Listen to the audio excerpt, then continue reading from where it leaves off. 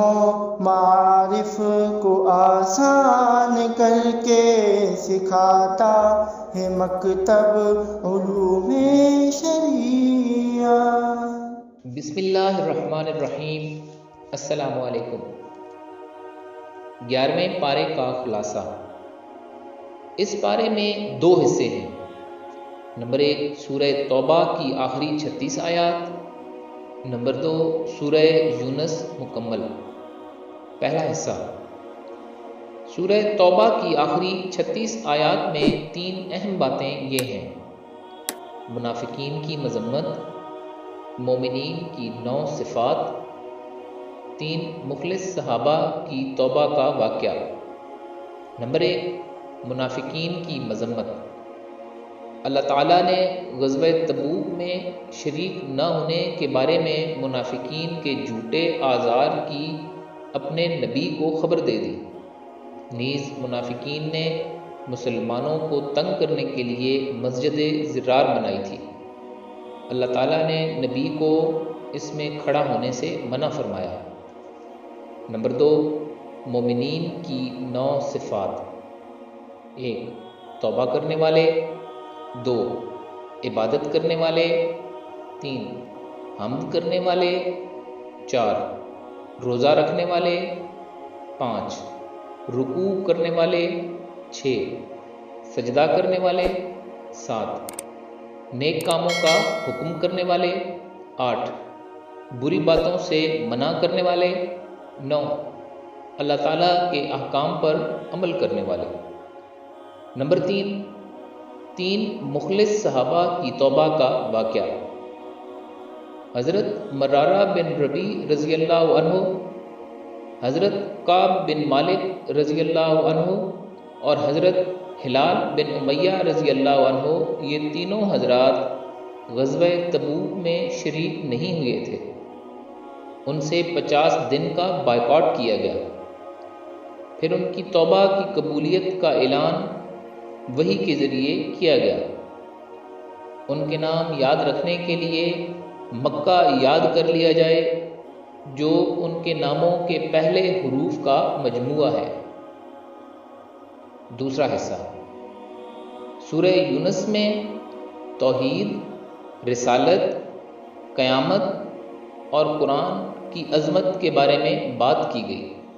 پھر رسالت کے ضمن میں 3 انبیاء کے واقعات مذکور ہیں: حضرت نوح علیہ السلام، حضرت موسیٰ و حضرت ہارون علیہ السلام، حضرت یونس علیہ السلام۔ نمبر 1 حضرت نوح علیہ السلام کا قصہ۔ حضرت نوح علیہ السلام نے اپنی قوم کو دعوت دی، انہوں نے بات نہیں مانی سوائے کچھ لوگوں کے۔ اللہ تعالیٰ نے ماننے والوں کو نوح علیہ السلام کی کشتی میں محفوظ رکھا اور باقی سب کو جو کہ نافرمان تھے پانی میں غرق کر دیا۔ نمبر 2 حضرت موسیٰ اور حضرت ہارون علیہ السلام کا واقعہ۔ حضرت موسیٰ اور حضرت ہارون علیہ السلام کو اللہ تعالیٰ نے فرعون کی طرف بھیجا۔ فرعون اور اس کے سرداروں نے بات نہ مانی، بلکہ فرعون نے خدائی کا دعویٰ کیا۔ حضرت موسیٰ علیہ السلام کو جادوگر بتلایا اور ان کے مقابلے میں اپنے جادوگروں کو لے آیا۔ جادوگر حضرت موسیٰ علیہ السلام کا معجزہ دیکھ کر ان پر ایمان لے آئے۔ پھر اللہ تعالیٰ نے حضرت موسیٰ اور حضرت ہارون علیہ السلام کو حکم دیا کہ اپنی قوم کے لیے مصر میں گھر اور مسجدیں بنائیں اور مسجدوں میں سب نماز ادا کریں۔ فرعون اور اس کے ماننے والے بنی اسرائیل کا پیچھا کرتے ہوئے سمندر میں غرق ہو گئے، جبکہ بنی اسرائیل کے لیے اللہ تعالیٰ نے سمندر میں راستے بنا دیے۔ نمبر 3 حضرت یونس علیہ السلام۔ انہی کے نام پر اس سورت کا نام سورہ یونس رکھا گیا ہے۔ حضرت یونس علیہ السلام کا نام قرآن میں 4 جگہ سورہ نساء، انعام، یونس اور صافات میں صراحتاً یونس آیا ہے، اور 2 جگہ سورہ یونس اور سورہ قلم میں اللہ نے ان کا ذکر مچھلی والا کہہ کر فرمایا ہے۔ حضرت یونس علیہ السلام کے واقعے کے دو رخ ہیں، ایک ان کا مچھلی کے پیٹ میں جانا، اس کا تفصیلی ذکر سورہ صافات میں ہے، دوسرا ان کی قوم کا ان کی غیر موجودگی میں توبہ و استغفار کرنا، سورہ یونس میں اس طرف اشارہ ہے۔ قصہ یہ ہوا کہ حضرت یونس علیہ السلام جب اپنی قوم کے ایمان لانے سے مایوس ہو گئے اور انہیں اللہ کے عذاب آنے کا یقین ہو گیا تو وہ اپنی سرزمین چھوڑ کر چلے گئے۔ آگے جانے کے لیے جب وہ کشتی میں سوار ہوئے تو سمندر میں طغیانی کی وجہ سے کشتی ڈوبنے لگی۔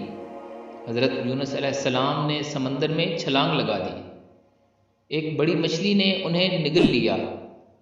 اللہ نے انہیں مچھلی کے پیٹ میں بھی بالکل صحیح و سلامت زندہ رکھا۔ چند روز بعد مچھلی نے انہیں ساحل پر اگل دیا۔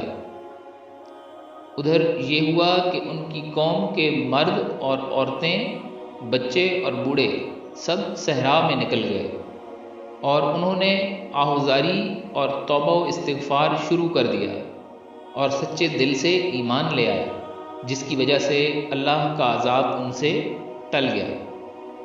علوم و معارف کو آسان کر کے سکھاتا ہے مکتب علوم